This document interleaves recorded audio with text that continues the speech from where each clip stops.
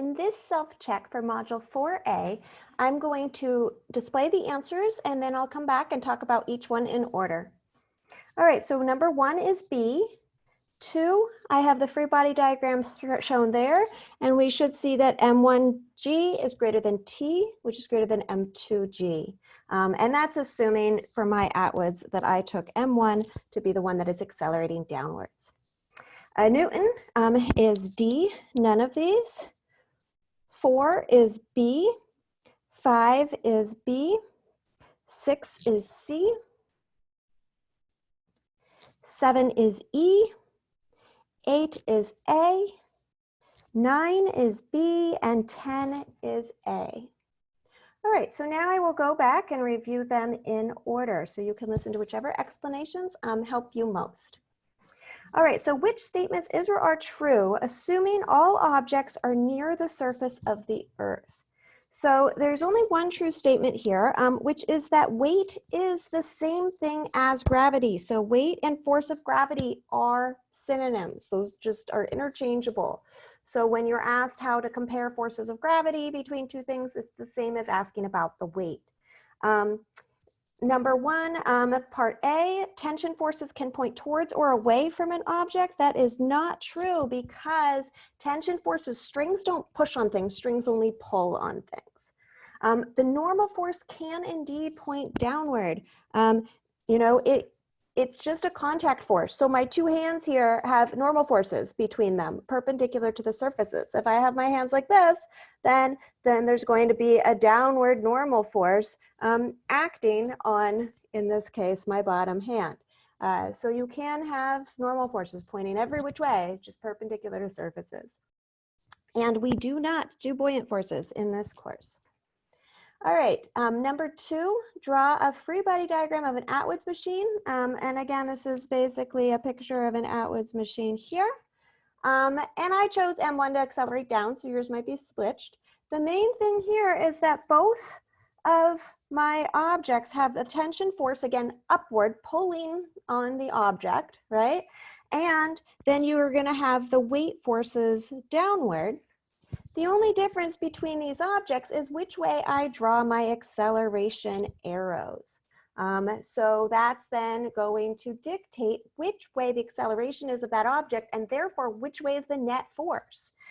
So in this first one, for example, I'm going to redraw it real quick so we can just see that if this one is indeed accelerating down, then that means that my downward force has to be larger than my upward force because I need to have a net downward force because the net force is in the direction of acceleration. That tells me that M1G is greater than T because if I look at the free body diagram, I can see that I need to have a downward arrow that is larger than my upward arrow. And then also to continue that reasoning, we can see that by looking at the free body diagram for M2, that in that case, it's accelerating upward. So the tension has to be greater than M2G. So using these free body diagrams to make these comparisons is very useful. All right, a Newton is actually going to be equal to mass times acceleration. So kilogram times acceleration, meters per second squared. So that was none of these. An elevator is being lifted, and here's the key part, at a constant speed by a steel cable. So if it's a constant speed, our acceleration is 0, which means that our net force must be 0, so that the upward force on the elevator has to equal the downward force on the elevator. So there is no net force that is acting on it, and therefore that is why the upward force has to equal the force of gravity. All right, number 5.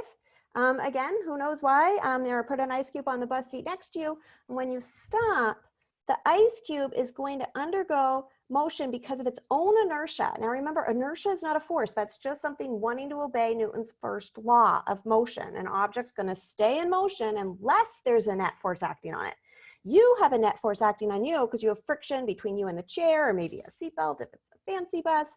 And either way, you slow down with the bus, right? And so the bus slams on its brakes and then you slow down, you know, but you also do feel like you kind of get like thrown forward. But that's, again, your inertia carrying you forward. The ice cube has nothing to stop it. So it just undergoes Newton's first law and just continues forward, even though the bus is stopping. So there is no net force acting on it, and that's why it keeps going. So this is Newton's first law, not Newton's third law. Okay, this is Newton's third law. A golfer swings a golf club striking a golf ball. She gets a hole-in-one, yay, which is true. The golf club exerts an equal magnitude force on the golf ball. So the club hits the ball hits the club, equal and opposite forces. That is the heart of Newton's third law. No matter how complicated a problem sounds, if one of the answers is that object A exerts an equal force on object B, that B exerts on A, it's always true, because that is Newton's third law. Okay. Now we're on to number 7, which had to do with, so 7 and 8 had to do with your problem, number 7.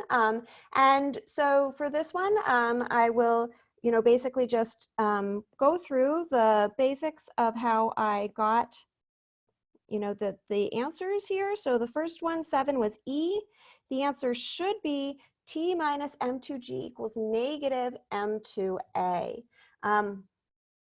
And so for this one here, the way I get that is I draw my free body diagram. So step 1, I draw my free body diagram with my acceleration and my axes. If you're struggling with this at all, please go back to the resources that were found in this module in like the 3rd step of the module to learn about this problem solving technique. It is very, very important that you can draw these diagrams. The acceleration points down, the y is up. So then all I have to do is go ahead and write out the sum of the individual forces. So this was my sum of forces in the y direction. Tension is up, M2G is down.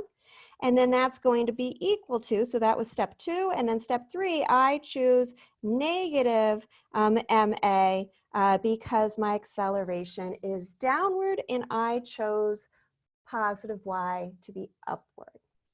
All right, so for number 8, my diagram for the one sitting on the table would have looked like this, and I chose my axes, my right-handed coordinate system, so my acceleration in this case is positive.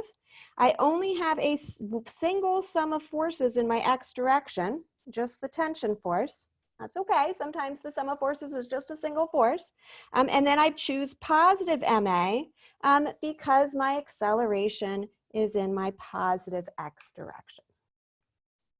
All right, and then lastly, we come to how calculus can tie into Newton's second law problems. And we see that just basically by, if you're given a force as a function of time, that can translate to an acceleration because we know that the sum of forces is equal to the mass times the acceleration. So by using this, we can transform a force as a function of time into an acceleration as a function of time by dividing by the mass. So doing that in number 10, we end up with the acceleration as a function of time. It's just the force divided by mass. And then remember that because this is not constant, then very importantly, we need to use calculus. So we need to say that the velocity will be equal to the integral of the acceleration dt. And so integrating that using the initial conditions that it's initially at rest at t equals 0, we get this for our velocity function. And then I can plug in by 3 seconds, and because it asks for the speed, I can get rid of the negative sign, so I end up with just the magnitude of the velocity at 3 seconds as 108 meters per second. Okay, as always, let me know if you have any questions at all.